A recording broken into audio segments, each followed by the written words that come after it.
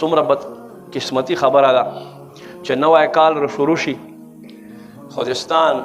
زندګۍ نه یو کال سره کټ شو که نه نو چې زندګۍ نه د یو کال کټ شو خو څه به پې خوشحالېږي که پې خفه کېږي به یو طرف ته مرګ ته تیاري نشته په مرګ باندې خفه کېږو بیخي په کټ باندې دې پروت وي او دنه د ژوند تمه نه وي خو که ورته دې وی چې الله دې د ایمان مرګی در نصیب کړي موږ به دعا درته کوو چې الله دې په ایمان سره زر تر زره والي نو په دې خبره خفه کېږي ولې چې مرګ تیاري نشته او بل طرف ته بیا موږ دا خرافات کوو مثال کے طور پر سالگرہ یو کال د دغ انسان پریوتو مونږ په دې باندې خوشحالي مناو کو ها که په دې نیت سره مناو کې چې یو کال شکر دې په خوشحالیو د الله په نعمتونو سره تیر شو بیا خو ټیک دی